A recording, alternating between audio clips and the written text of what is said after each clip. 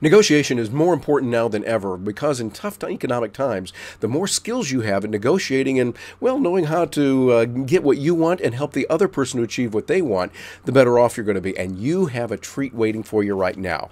My guest joins me right now from his home in New Jersey. It's Greg Williams. And Greg is an internationally known and sought-after speaker, has the genuine concern of others at the core of his business. He's a master negotiator and body language expert. We want to ask him about that, and he joins us right now. Greg, thanks for being with us today.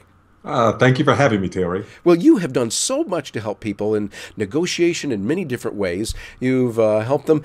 Just as a kind of a big picture right now, what role do you see negotiation and having certain negotiation skills plays in success in business?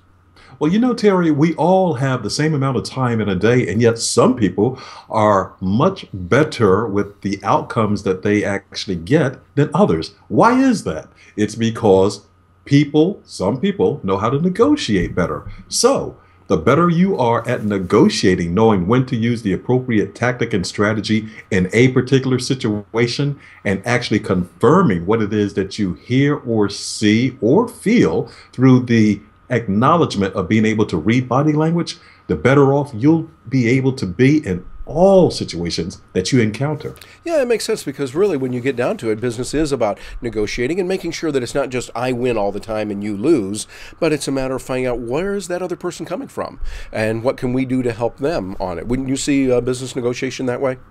Oh, definitely so.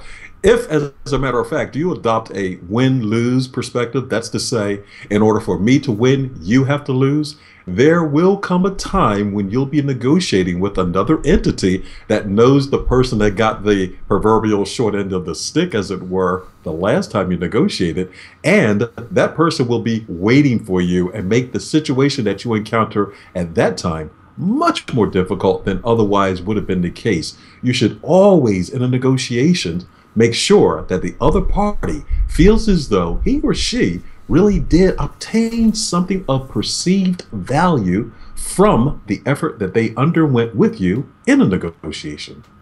Yeah, that makes sense. And so I see that having those skills of negotiation are going to be extraordinarily important. Well, I want to take this into the world of where we are today. Matter of fact, right now we even have the wind coming in here, so we're going to close our door right now and get a little bit of that. But we're negotiating on that, and it's working fine. But we don't negotiate with the wind because the wind generally wins on that.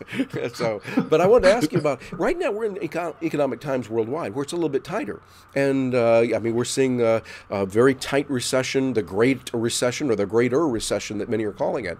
And we're seeing what's going on so that a lot of times we think, oh, gee, if I'm a provider of services, I'm a speaker or I'm a coach, a facilitator, or I'm a trainer of some sort and I'm negotiating, I'm in a disadvantage because they think we don't have much business, therefore we're going to be on the short end of the stick. What advice would you give to professional communicators and thought leaders right now in regards to negotiation, and what things should we bear in mind, not only in this, but in other times when the finances are tough and they're a little bit tight and economic conditions are a little bit more strenuous than they normally would be? Well, there are several aspects from which I'll address that particular question. First of all, if an entity is negotiating with you, they see some value in you, thus the reason they are doing so. Thus, anyone that is negotiating should not take it for granted that because they have a smaller operation and another entity has a large operation, that you should be perceived as having less value. What you should do is truly probe to understand what it is that they see in you as far as the value that you possess, and try and exploit that from a good perspective. What I mean by that is you want to raise your persona in the mind of the people with whom you're negotiating in order that they do not only see value, but in so doing, they will reach out to you from a different perspective. Now, you can confirm exactly what type of value they're sensing in you also by being able to observe their body language. Even, Terry, when you're talking to them on the phone and or in writing. We all have styles of communicating with one another. And when that style of communications changes, something has happened to actually cause that change to actually come about.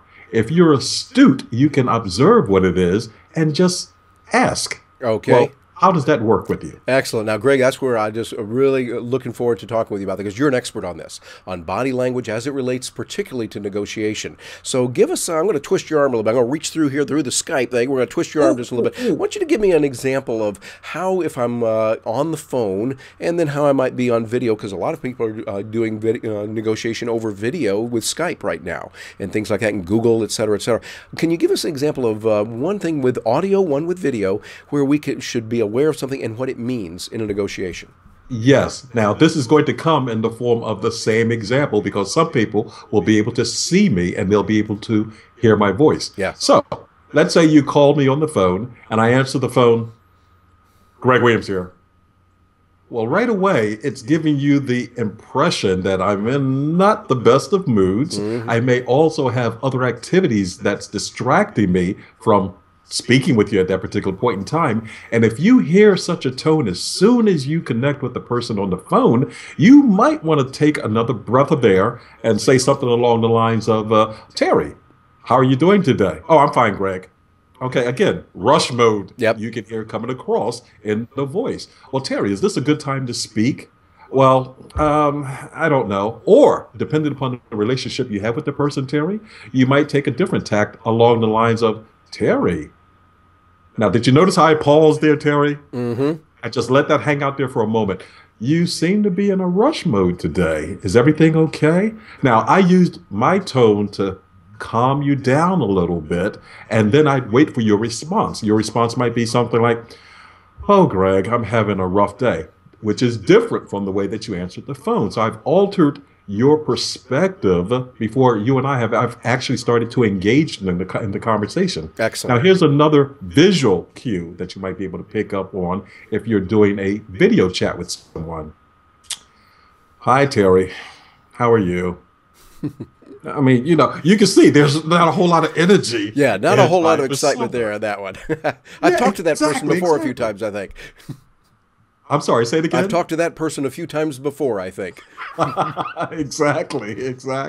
As opposed to trying to get the person with whom you're speaking excited about speaking to you, especially if you're talking via video. You can actually use facial expressions, a smile, to actually endear that person to you and you to him. Mm-hmm.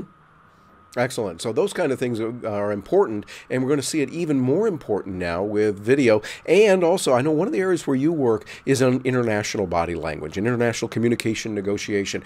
More and more of us are dealing literally around the world. I think it's a necessity for business today to be aware of that and to, in many cases, engage in it. Any pointers you can give us for negotiating when you're going into other cultures and what we need to be aware of? Yes. First of all, do not assume that just because things are done a certain way in your home environment, that they're done the exact same way in another country. Mm-hmm. And by that, what I mean is understand the culture that you're going to be engaged in prior to actually engaging in that culture. Do some background gathering of information about what the negotiation style might be generically first, and then try and hone in and down on exactly what a particular entity might negotiate with, or how they might negotiate during a particular situation. In essence, the more information you can actually gather, the greater off you will be with the outcome that you're seeking. In addition, Terry, there are what's called micro expressions under the body language umbrella. There are 7 micro expressions that are generic to everyone throughout the world. So that's to say, if I applied a stimulus to you in North America and applied that same stimulus to you in South America, if you resided in South America or Asia or any place else in the world, you would react in the same manner.